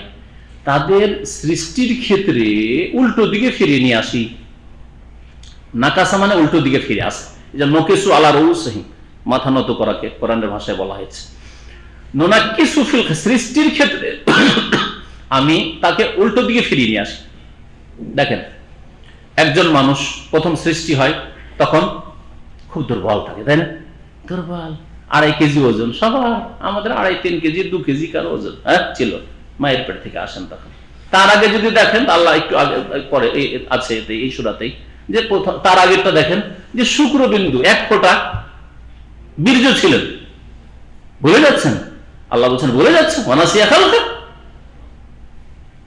কত দুর্বল থেকে 2 কিলো ওজন হইলো দুনিয়াতে আসলে, তারপরে ধীরে ধীরে ধীরে একটু শক্তি হইলে, এখন হাঁটাহাঁটি, বসতে পারছেন, দাঁড়াইতে পারছেন, হাঁটতে পারলেন, শক্তিশালী হইলেন, 30-40 বিদ্যা বুদ্ধি সব দিক থেকে শক্তিশালী। 40-এর পরে ধীরে ধীরে এখন দুর্বলতার দিকে, কমজোরির দিকে আমরা বুঝতে পারছি। এখন এই চশমার প্রয়োজন ছিল না 5 বছর আগে, কোনো প্রয়োজন ছিল না। এখন চশমা ছাড়া দেখাই মুশকিল, দেখতে পেলেও বড় কষ্ট হয়, চোখে বেগ লাগাতে হয়, বুঝতে পারেন না এটা? চলতে ফিরতে ক্লান্তি, একটু কাজ করলে ক্লান্তি। একটা যুগ ছিল দুপুরে শোয়ার প্রশ্নই ছিল না, আমাদের বাচ্চাদের জবরদস্তি দুপুরে ঘুম দিতে হয়, শোয়াইতে হয়। আর আমরা আজকাল যদি একদিন দুপুরে না শুই, বিকালবেলা ডিউটিতে খেয়াল হয়ে দুর্বলতা চলে আসে, মুশকিল, দুর্বলতা চলে এসেছে। আল্লাহ বলছেন নুনাক্কিসু ফিল খালক, সৃষ্টির ক্ষেত্রে উল্টো দিকে নিয়ে আসি। এমন দুর্বল শেষ কালে হয়ে যায় 70-80 বছর বয়সে, যে ছোট বাচ্চা খেতে না দিলে ভ্যাঁ ভ্যাঁ করে কান্না করে, ওই রকমই 80-90 বছরের বুড়ো মানুষ কান্না করে ছোট বাচ্চার মধ্যে। ছোট বাচ্চা যেমন উঠতে পারে না, হামাগড়ি দেয়, ওই রকম বিছানা থেকে উঠতে পারে না, উল্টো হয়ে পড়ে আছে। নুনাক্কিসু ফিল খালক আফালা ইয়াকিলুন, তোমরা চিন্তা করে দেখো না এগুলো কোত্থেকে হলো? সব প্রাকৃতিক, ন্যাচারাল। আর ন্যাচারাল শয়তান, নাস্তিক, বেদিন, প্রাকৃতিক দুর্যোগ, সব প্রাকৃতিক। আল্লাহ পাক এসব সৃষ্টি করেছেন। ওমা আল্লামনাহু শিরা ওয়া মা ইয়ানবাগি লাহু, এখান থেকে আল্লাহ পাক অন্য আরেকটি বিষয় বলেছেন, নবী করিম সাল্লাল্লাহু আলাইহি সাল্লামকে আরব মুশরিকরা, কাফেররা, মক্কার মুশরিকরা বলতো যে নানান কথা বলতো, তার মধ্যে একটা বলতো এ নবী কবি গো কবি, এসব কাব্য রচনা করছে। এই জন্য আল্লাহ পাক তার ওস্তাদি দেননি, অক্ষরের আলিফ বা তা সা ইয়া পর্যন্ত কোনো জ্ঞানী আল্লাহ দেননি। না হইলে তো তারা বলতো যে জানে, পড়াশোনা জানে, কবিতা রচনা করছে। আল্লাহ পাক তাকে পড়াশোনা এই জন্য সুযোগই করে দেন এই হিকমতে। তারপরে আল্লাহ পাক রব্বুল আলামিন তার মধ্যে সৃষ্টিগত এরকম প্রতিভাও দেন নবীর মধ্যে। আল্লাহ পাক নবীর এই প্রতিভাকে নিয়ে নিয়েছিলেন, কিন্তু যে কাব্য রচনার একটা প্রতিভা মানুষের অনেকের থাকে, সৃষ্টিগত প্রতিভা। ক্লাস 5 পড়েছে আর ভালো ভালো ছড়া ছন্দ বলতে পারছে, আর কেউ BA পাস করে পারে না। কেন? ও তো বাংলায় MA পাস, আর একজন ক্লাস 5 পাস ওয়ালা ভালো ভালো কবিতা রচনা করতে পারে, আর MA পাস করে একটা কবি 1 লাইন কবিতা রচনা করতে পারবে। এটা হচ্ছে সৃষ্টিগত প্রতিভা যেটা বলা হয়, আল্লাহ পাকের দান। তো এই নবী করিম সাল্লাল্লাহু আলাইহি সাল্লামকে শের রচনা করা, কাব্য রচনা করার শক্তি আল্লাহ দেননি। কারণ কবিরা অধিকাংশই বেআমল হয়, অসৎ লোক হয়, কাল্পনিক কথাবার্তা বলে, মিথ্যা কথা বলে, অতিরঞ্জন করে, কিছু দেখলে একটা ওকে বাড়িয়ে চাই বয়ান করলো। আর অধিকাংশ লোকের চরিত্রও খারাপ থাকে তাদের, যার ফলে আল্লাহ পাক নবীকে পাক রেখেছেন। তারপরে কোরআন সম্পর্কে যাতে কাফেররা যখন বলবে যে এটা হচ্ছে কাব্য আর এই কবি মোহাম্মদ কবি, কথা যেন না বলতে পারে। নবী সাল্লাল্লাহু আলাইহি ওয়াসাল্লামের মধ্যে যদি এই যোগ্যতা থাকতো কাব্য রচনার, তাহলে বলতে বড় কবি, এই মানে বিনা কোনো চিন্তায় কাব্য রচনা করতে পারে, তাহলে কোরআন কেন বলতে পারবে না? এ তো নিজে থেকে বলে, এই কথা যেন বলার সুযোগ না হয়। এই নবী করিম সাল্লাল্লাহু আলাইহি ওয়াসাল্লাম কখনো, সাহাবারা বলছেন যে কখনো 2 লাইন যদি কবিতা বলার ইচ্ছা করেছেন, ভালো করে তিনি বলতে পারেননি। সাহাবারা বলছেন, কারণ আল্লাহ পাক এই শক্তি দেননি তাকে, যাতে কাফেরদের মুখটা বন্ধ থাকে। আল্লাহ তাই বলছেন, ওয়ামা আল্লামনাহু শেরা, আমি মুহাম্মদ সাল্লাল্লাহু আলাইহি সাল্লামকে আমি শের কবিতা শিখাইনি, কাব্য রচনা করা শিখাইনি। ওয়ামা ইয়ামবাগি লাহু, আর তার জন্য এটা উচিত নয়, তার জন্য এটা সাজেও না। ওয়ামা ইয়ামবাগি লাহু, তার জন্য শোভা পায় না, সাজেও না। ইন হুয়া ইল্লা যিকরুন ওয়া কুরআনুম মুবিন, এই কোরআনে কারীম হচ্ছে উপদেশ এবং স্পষ্ট কোরআন, একমাত্র স্পষ্ট কোরআন এবং উপদেশ এতে রয়েছে, এতে কোন রকমের কাব্য রচনা নেই, এসব কবিতা নয়। নবী করিম সাল্লাল্লাহু আলাইহি ওয়াসাল্লাম কখনো কবিতা রচনা করেননি, মাঝে মধ্যে অন্য কবিদের 1 লাইনের বেশি কখনো পড়েননি। 1-2 বার নবী সাল্লাল্লাহু আলাইহি ওয়াসাল্লাম এরকম ছড়া বলেছেন, তা মাত্র 2 লাইনের। আনান নবিয়ুল্লাহ কাজ হানানের যুদ্ধে, আনা ইবনু আব্দুল মুত্তালিব, যখন সবাই পালিয়ে যাচ্ছে, তীর যখন বর্ষিতে শুরু হয়েছে কাফেরদের, তখন সেই সময় নবী করিম সাল্লাল্লাহু আলাইহি ওয়াসাল্লাম সামনের দিকে বাড়ছেন আর এই 1 লাইন বা 2 লাইন বলেছেন। আর নবী করিম সাল্লাল্লাহু আলাইহি ওয়াসাল্লামের একবার কোন এক জিহাদে হাতের আঙ্গুলে জখম হয়েছিল, রক্ত প্রবাহিত, তখন বলেছিলেন, হাল আনতা ইল্লা ইসবাউন দামিতি ওয়া ফি সাবিলিল্লাহি মা লাকিত। এর বেশি কখনো নবী করিম সাল্লাল্লাহু আলাইহি ওয়াসাল্লাম এইরকম ছড়া ছন্দ কখনো বলেননি, আল্লাহ শিখাই দেননি তাকে। আল্লাহ কোরআনে কারীম বলছেন, হাল আনতা ইল্লা ইসবাউন দামিতি, হে আঙ্গুল, তুমি তো একটা আঙ্গুল, তোমার একটু রক্ত প্রবাহিত হয়েছে, দামিতি মানে তোমার রক্ত প্রবাহিত হয়েছে, ওয়া ফি সাবিলিল্লাহি মা লাকিত, কি এমন হয়েছে? এটা তো আল্লাহর রাস্তাতেই হয়েছে, অসুবিধা কি? ওয়া ফি সাবিলিল্লাহি মা লাকিত, যা কষ্ট হয়েছে, তোমাকে ব্যথা হয়েছে, রক্ত প্রবাহিত হয়েছে, আল্লাহর রাহে হয়েছে, আল্লাহর রাস্তায় হয়েছে, অসুবিধা নেই কিছু। লিইউনজিরা মান কানা হাইয়ান, এই কোরআন এই জন্য আল্লাহ পাক উপদেশ করেছেন এবং স্পষ্ট কোরআন করেছেন, নাযিল করেছেন, যাতে সতর্ক করেন নবী সাল্লাল্লাহু আলাইহি সাল্লাম ওই সব লোকদেরকে যারা জীবিত, মান কানা হাইয়ান, যারা জীবিত। তাহলে কোরআন কার জন্য নাযিল হয়েছে? জীবিত লোকের জন্য নাযিল হয়েছে। আর আমাদের দেশের মানুষেরা কোরআন কার জন্য ব্যবহার করছে? মরা লোকের জন্য, মৃত লোকের জন্য, অথবা মুমূর্ষু অবস্থায় পৌঁছে গেছে, মরছে না, সূরা ইয়াসিন পড়ে একবার পার করে ধাক্কা দাও। তারপর সূরা ইয়াসিন ছাড়া আরেকটা কি আছে, ওদের খতমে জালালি আছে। খতমে জালালি সম্পর্কে বিদাতীদের আকীদা, এটা ওজিফার কিতাবে আছে। মরবি না তুই, খতমে জালালি পড়বো, থাকবি ভালো থাক, নাহলে যা, বিদায়। তাদের কিতাবে লেখা আছে, হ্যাঁ, খতমে খাজগান না খতমে জালালি?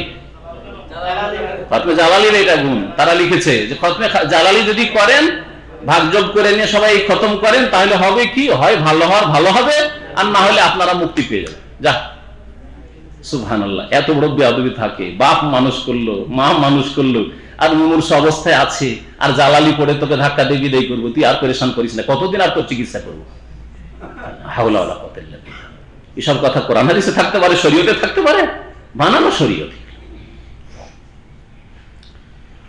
তাহলে কোরআন জীবিত লোকদের জন্য, যাতে করে হিদায়াত হয়, মানুষ সংশোধন করতে পারে, মৃত লোকের জন্য নয়। আর মরা মানুষকে এখন কোরআন খতম করে বগলে করে কোরআন নিয়ে হাফেজ হুজুর মোল্লারা ছুটলো, মাদ্রাসার ছাত্ররা ছুটলো, আর সকাল বিকেল মাদ্রাসাগুলিতে দেখবেন সকালবেলা 1-2 টিপ দিয়ে আসবে, বাড়ি বাড়ি কোরআন পড়ে আসবে, বিকালবেলা 2-4 টিপ দিয়ে আসবে, আর তাদের ভাতা চালু আছে। আমি এক মাদ্রাসায় গিয়েছি, মাদ্রাসার ভাতা নিচে, মাদ্রাসায় খাই না, সকালবেলা কোরআন পড়তে ওখানে নাস্তা করে চলে আসে, দুপুরবেলা আগে যে কোরআন পড়তে ওখানে খানা খেয়ে চলে আসে, রাতে কোরআন পড়তে ওখান থেকে খানা খেয়ে চলে আসে, আর মাদ্রাসা থেকে 500 টাকা করে দেয় ওদেরকে, ওটা তার হাত খরচ হয়ে যায়, তেল সাবানের হয়ে যায়। এইভাবে মাদ্রাসায় পেট ব্যবসা চলে, বিদ্যার্থীদের মাদ্রাসায়। বাস্তব কথা, সব মাদ্রাসায় নয়, কোরআন হাদিসের অনুসারী ভাইদের মাদ্রাসাতে এইসব ইনকাম নেই, যার ফলে তো কোরআন হাদিসের অনুসরণ অনেকে করতে চান, বিশেষ করে বিদাতি মোল্লারা হিদায়ত হতে চায় না। হিদায়ত হলে সব মিলাদের ইনকাম শেষ, তাবিজের ইনকাম শেষ, আর এই কোরআন খানি করে বক্সানোর ইনকাম যা আছে ওটা শেষ। হ্যাঁ, পীর মুরিদের ইনকাম শেষ, বড় ইনকাম, বিনা পুঁজির ব্যবসা সব শেষ। তাহলে জীবিতদেরকে সতর্ক করার জন্য কোরআন কারীম নাযিল হয়েছে, মৃত ব্যক্তিকে জান্নাতে পৌঁছানোর জন্য নয়, আর মৃত ব্যক্তিকে সূরা ইয়াসিন পড়িয়ে একেবারে পাঠিয়ে দেব আর সুস্থ করবো এই জন্যও নয়। ওয়াহিকাল কাউল আলাল কাফির, তাবিজ করার জন্যও নয়, কোরআন তাবিজের জন্য আল্লাহ পাক নাযিল করেননি। আর কাফেরদের উপর আল্লাহ পাকের বাণীর যেন বাস্তবায়ন হয়, কোরআন নাযিল করেছেন সতর্ক করা হবে জীবিত লোকদের, আর যারা সতর্ক হবে না, সতর্ক করা সত্ত্বেও তাদের উপর আল্লাহ পাকের শাস্তির বাণীর বাস্তবায়ন হবে। মানে আল্লাহ পাক তাদের ওজর শেষ করেছেন, আর বলতে পারবেন যে আল্লাহ জানতাম না তৌহিদের কথা, জানতাম না লা ইলাহা ইল্লাল্লাহর কথা, জানতাম না নামাজের গুরুত্ব, জানতাম না রোজার গুরুত্ব, জানতাম না যাকাতের কথা, এই কথা যেন না বলতে পারে। ওয়াহিকাল কাউলু আলাল কাফিরিন, আল্লাহ পাকের আযাবের বাস্তবায়ন হয়, আর ওতে যাতে করে কোন রকমের তাদের ওজর অজুহাত না থাকে। আওয়ালাম ইয়ারাউ, তারা কি দেখে না, আন্না খালাকনা লাহুম, তাদের জন্য আমি সৃষ্টি করেছি, মিম্মা আমিলাত আইদিনা, ওই সব থেকে যা আমার হাত করেছে। আল্লাহ পাক বলছেন আমার হাত করেছে, তাহলে আল্লাহ পাক যা সৃষ্টি করেছেন নিজ হাতে করেছেন। এখানে আল্লাহ পাকের হাতের কথা বোঝা গেল, আল্লাহ পাকের হাত আছে, কুদরতি হাত না, আল্লাহ পাকের হাত আছে, আল্লাহ পাকের হাতের মতো, যেমন আল্লাহ পাকের হাত হয়, কারোর সাথে সাদৃশ্যতা নেই। অস্বীকারও যেমন নেই যে আল্লাহর হাত নেই, কুদরতি হাত, এই কথা অস্বীকার করা, তেমনি আল্লাহর হাতের কোন তুলনা নেই যে আল্লাহর হাত কেমন। এটাই হচ্ছে আহলে সুন্নাত ওয়াল জামাতের আকীদা। পক্ষান্তরে দুটি দল গুমরাহ, যারা আল্লাহর হাতকে বলবে যে কোন কারো মতো আমাদের মতোই, তারাও গুমরাহ, আর যারা বলবে আল্লাহর হাত নেই কুদরতি হাত, তারাও গুমরাহ। এই দুই গুমরাহের মাঝখানে হচ্ছে হক আহলে সুন্নাত ওয়াল জামাতের আকীদা, আল্লাহর হাত রয়েছে, কোরআন বলছে, সুতরাং আমরাও বলছি, যতটুকু কোরআনে বলা হয়েছে ততটুকু বলবো, ধরন জানি না। আল্লাহর হাত আছে কিন্তু কেমন জানি না, আল্লাহ যেহেতু জানায়নি সেজন্য, আল্লাহ জানালে তা বলতো। মিম্মা আমিলাত আইদিনা, যা আমার হাত তৈরি করেছে তা থেকে সৃষ্টি করেছি কি, আনআমান, চতুষ্পদ জন্তু বা গৃহপালিত পশু, আনআম গৃহপালিত পশু বলা হয়। ফাহুম লাহা মালিকুন, আমি সৃষ্টি করে তারপরে মালিক হয়ে গেলেন আপনি আমি। আল্লাহ সৃষ্টি করলেন গরু, ছাগল, ওট, বকরি, তাই না, আর মালিক কি হইল, আপনি আমি মালিক। ফাহুম লাহা মালিকুন, অতঃপর তারা সেগুলির মালিক হয়ে গেল। আল্লাহ পাকের নিয়ামত নয়, নিজে সৃষ্টি করেছো, আল্লাহ পাক সৃষ্টি করলেন। শুধু তাই নয়, ওয়াজাল্লাল্লাহা লাহুম, এবং এই গৃহপালিত পশুগুলিকে আমি তাদের অনুগত বানিয়ে দিয়েছি। যদি বাঘের মতো হিংস্র করে দিতাম, হ্যাঁ, যদি কুকুর শৃগালের মতো করে দিতাম, হ্যাঁ, তাহলে কত মুশকিল হইতো। গরু ছাগল পোষা সম্ভব হইতো, বাড়িতে রাখা সম্ভব হইতো। আপনি হয়তো শক্তিশালী ভাবছেন আমার কিছু করতে পারবে না, কিন্তু আপনার বাড়ির বকরিটা বা গরুটা যদি বাঘের মতো হিংস্র হইতো, আপনার বাচ্চা খাওয়ার আশঙ্কা থাকতো, আমার ছেলেকে খেয়ে নেবে, কখন রাখবে না, রাখাই যাবে না, পোষ মানবে না, পোষ নেবে না। খুব করে খাওয়াইলেন আর খাওয়াইলে পালিয়ে গেল, কখন রাত্রে দিয়েছেন পালিয়ে গেছে বন জঙ্গলে, কখনো পুষতেন গরু ছাগল। তাই আল্লাহ তাদের বশীভূত করে দিয়েছি, তাদের অনুগত করে দিয়েছি। কেমন অনুগত আল্লাহ পাক করে দিয়েছি, এত বড় উট, আর তার গলায় একটা রশি দিলে বা নাকে যে নেথে দিয়ে, কি বলে ওটাকে, হ্যাঁ, তারপরে একটা রশি দিয়ে একটা ছোট বাচ্চা টানলেও টানতে পারে। 12 বছরের বাচ্চা একটা গরু টেনে নিয়ে যাচ্ছে, জানছে না। তাদের অনুগত করে দিয়েছি। ফামিনহা রাকুবহুম, এসব পশুর মধ্য থেকে কিছুর উপর তারা আরোহণ করে, সওয়ার হয়। ওয়ামিনহা ইয়াকুলুন, আর তার মধ্য থেকে কিছু তারা খেয়ে থাকে, ওটের উপর সওয়ার হয় আর খায়। কোনটাতে দুটোই ফায়দা আছে, আর কোনটাতে একটা ফায়দা। গরুর পিঠে তো সওয়ার হয় না, কিন্তু গরু খায়, গাভীর দুধ পান করে, বকরি ছাগল খায়, সওয়ার হওয়া যায় না কিন্তু খায়। আল্লাহ এই জন্য 2 রকম ফায়দার কথা বলেছেন। এছাড়াও আল্লাহ বলছেন ওয়ালাহুম ফিহা মানাফিউ ওয়া মাশারিব, এতে অনেক উপকারিতা রয়েছে, ওয়া মাশারিব আর পানীয় রয়েছে, বহু পানীয় রয়েছে। ওয়ালাহুম ফিহা, তাদের জন্য এতে রয়েছে বহু উপকারিতা। দেখেন গরু, ছাগল, উট থেকে শুরু করে দুম্বা যতগুলি আছে, এগুলিতে আরো ফায়দা। এর চর্বিগুলি এককালে তেলের কাজ আসতো, আজকাল না হয় বসে বসে খাচ্ছেন, ওই জন্য ফ্যাট হয়ে যাচ্ছে, কোলেস্ট্রল, এই জন্য চর্বি খেতে চান না। এক যুগে চর্বিটাই তেলের কাজ করতো। আমরা ছোটকালে আমাদের এলাকায় ওই তেল পিঠা তৈরি করতো চর্বি দিয়ে, আছে, মনে আছে? হ্যাঁ, তার আগে আমাদের যুগে যেগুলো হয়ে থাকে, নবী সাল্লাল্লাহু আলাইহি ওয়াসাল্লামের জামানায়, সাহাবায়ে কেরাম তাবেঈনদের জামানায় এই চর্বি দিয়ে প্রদীপ জ্বালানো হইতো। যখন কেরোসিন তেল ছিল না, ডিজেল ছিল না, তখন চর্বি দিয়েই ঘর বাড়ি আলো করা হইতো জ্বালিয়ে।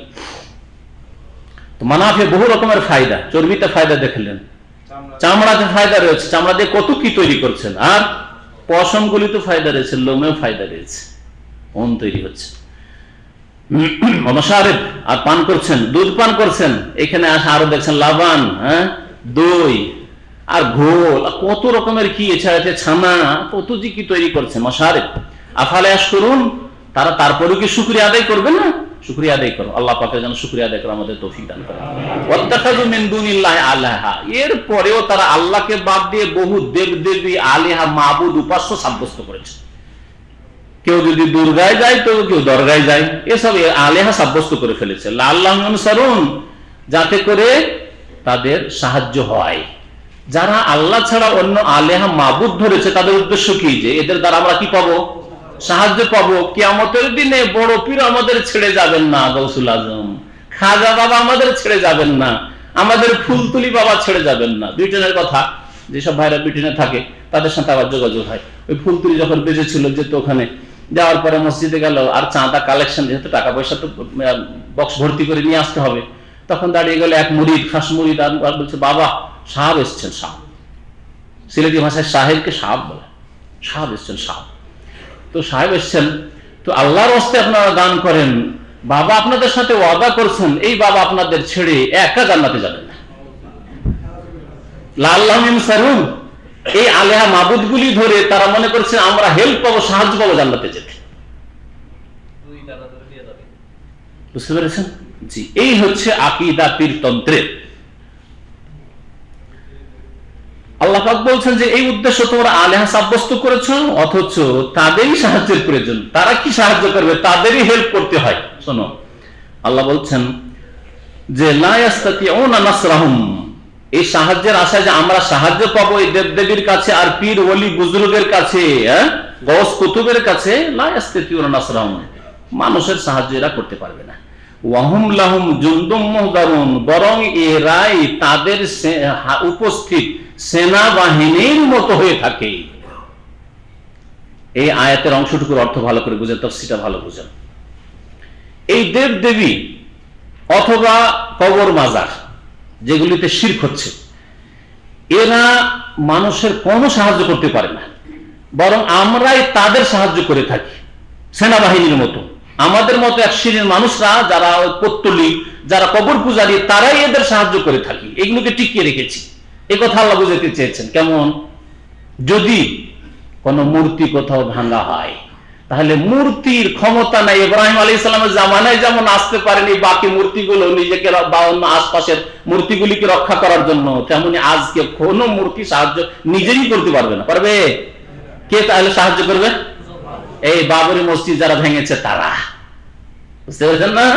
বাবরি মসজিদ যারা ভেঙেছে, শহীদ করেছে, এরা, এই কাফের মুশরিক গুলো, এরা রাম মন্দিরের নামে উঠে পড়ে লাগলো। তাহলে কে সাহায্য করছে? দেবদেবী সাহায্য করে না, দেবদেবীর পূজারীরা সাহায্য করছে? দেবদেবীর পূজারীরা সাহায্য করছে।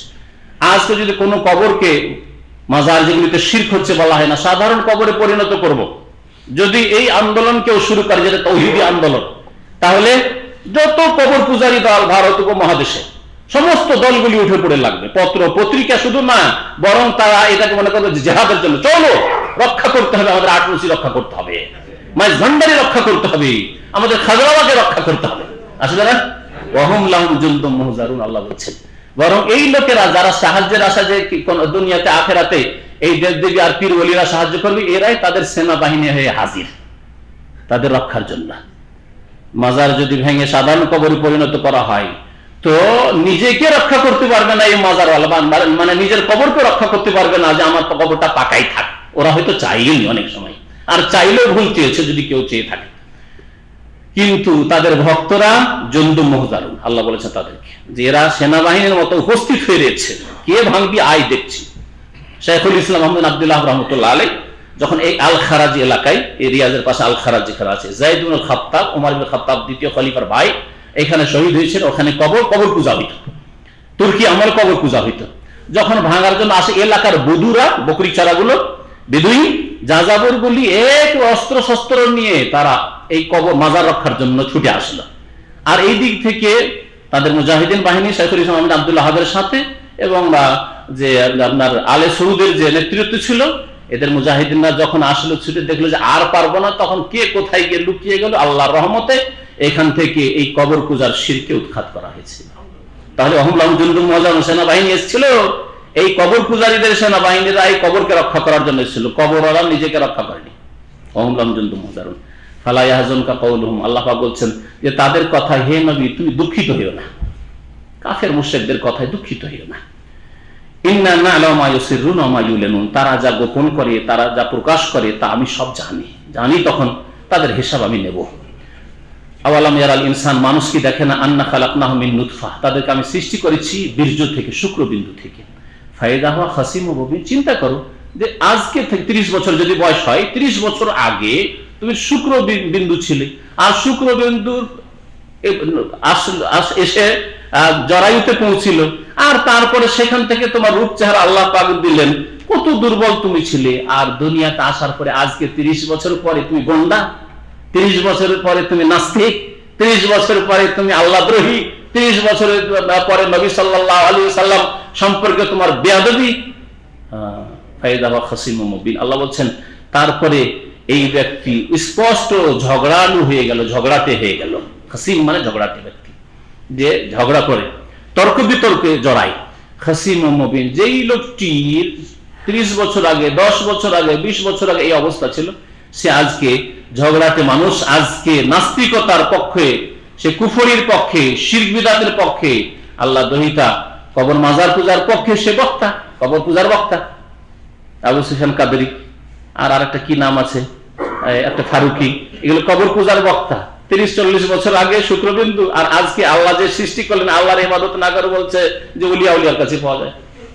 ফাইদা ওয়া খাসিমুম মুবিন ওয়া দারাবা লানা মাসালান, এরা আমার জন্য দৃষ্টান্ত বয়ান করে যে আমি আল্লাহ, মানুষের মতোই আমার সন্তান আছে, আমার স্ত্রী আছে, এসব কথা বলে থাকে কাফের মুশরিকরা।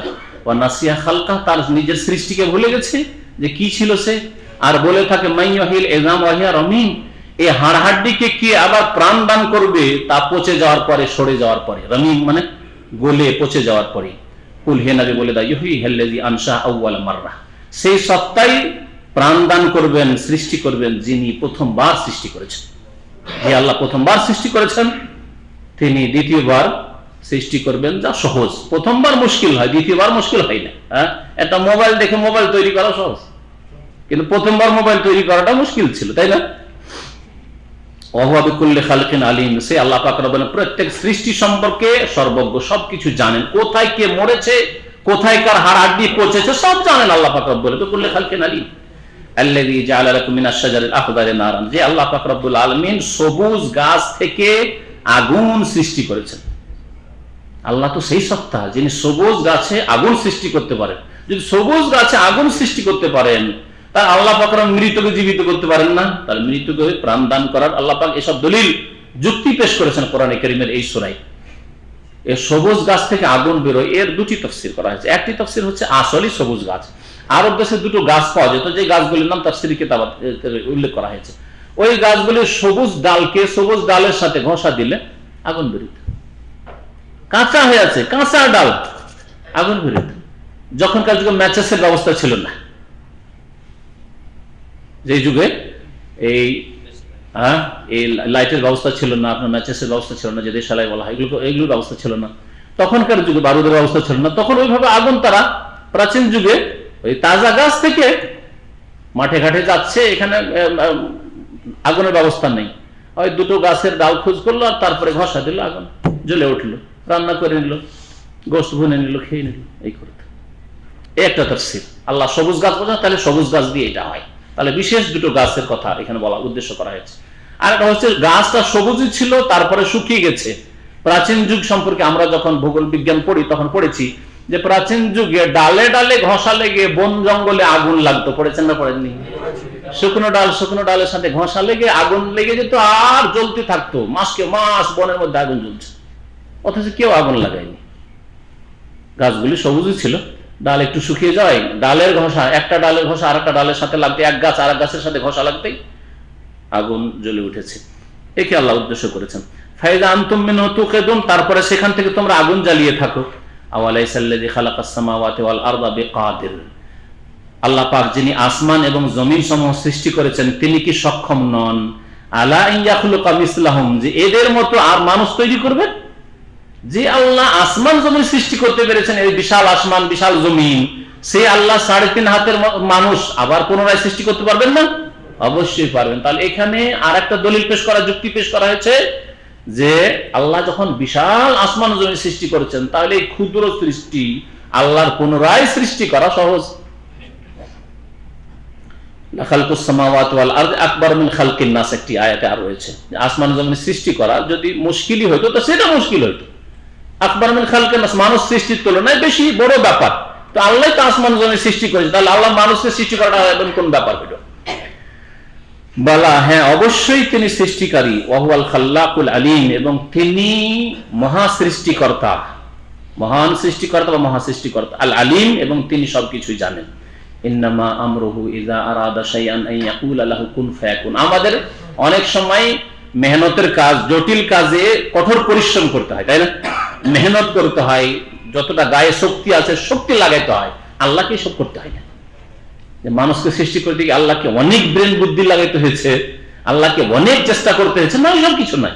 আল্লাহকে কি করতে হয়? আল্লাহ বলছে ইন্নামা আমরুহু, আল্লাহ পাকের কাজ হচ্ছে একমাত্র এই, ইযা আরাদা শাইআন, যখন কোনো কিছু করতে চান, আন ইয়াকুলা লাহু, তখন ওই বিষয়টিকে উদ্দেশ্য করে বলেন কুন, তুমি হয়ে যাও, ফায়াকুন, তখন তা হয়ে পড়ে।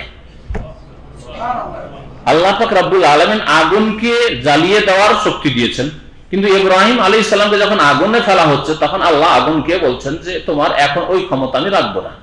আল্লাহ পাককে কোন বড় শক্তি সেখানে প্রয়োগ করতে হয়নি। কি বলেছেন? ইয়া নারু, হে আগুন, কুনি, কুনের মুয়ান্নাস স্ত্রীলিঙ্গ হচ্ছে কুনি, হয়ে যাও, কি বারদান, ঠান্ডা হয়ে যাও। ওয়া সালামান, এমন ঠান্ডা হবে না যে বরফ করে দিয়ে আবার ফ্রিজ হয়ে যাও, খবরদার, ডিপ ফ্রিজ হয়ে যাবে না। গর্ত ডিপ ফ্রিজ হয়ে যেতে পারে, বারদান বলেছে তো, হ্যাঁ, যেমন বাররাদা বলছে না কুলার গুলিকে, হ্যাঁ, তো এমন হয়ে যাবে যে কুলার হয়ে যাও দিয়ে আবার আমার নবীকে কষ্ট দাও। ওয়া সালামান আলা ইব্রাহিম, ইব্রাহিমকে সহি সালামত নিরাপদ রাখবে। কিন্তু যেমন যেই তাপমাত্রা ইব্রাহিম থাকলে শান্তিতে থাকে, আরামে থাকে, সেই রকম তুমি রাখো। উনি আল্লাহ বলেছেন। তো আল্লাহ পাক বলছেন যে আল্লাহ যখন কোন বলেন ফায়াকুন, তখনই হয়ে পড়ে। ফাসুবহানাল্লাযী বিয়াদিহি মালাকুতু কুল্লি শাই, পাক সেই সত্তা বা সেই সত্তার পবিত্রতা ঘোষণা করি আমরা, আল্লাযী বিয়াদিহি মালাকুতু কুল্লি শাই, যার হাতে সমস্ত কিছুর মালিকানা রয়েছে, বাদশাহী। মালাকুত আর মুলক একই অর্থে, মুলকুন আর মালাকুত দুটোরই অর্থ হচ্ছে এক। একদল ভাষাবিদরা বলেছেন, আর একদল ভাষাবিদরা বলেছেন যে মুলক মানে রাজত্ব, আর মালাকুত ওর মধ্যে মোবালাগা আছে, মানে অর্থের ব্যাপকতা আছে। মালাকুত করলে সে প্রত্যেক বস্তুর সার্বভৌমত্ব আর সমস্ত মালিকানা আল্লাহ পাকের হাতে। সে আল্লাহ পাকের পবিত্রতা ঘোষণা করেছি, ওয়া ইলাইহি তুরজাউন, তার কাছেই তোমাদেরকে ফিরে যেতে হবে। আল্লাহ পাক আমাদের কোরআন বোঝার তৌফিক দান করেন, কোরআন মোতাবেক চলার তৌফিক দান করেন, কোরআনী জীবন আমাদের গড়ার তৌফিক দান করেন। আল্লাহ আমাদের অতীতের গুনাহ খাতা ভুল ভ্রান্তি মাফ করে দেন।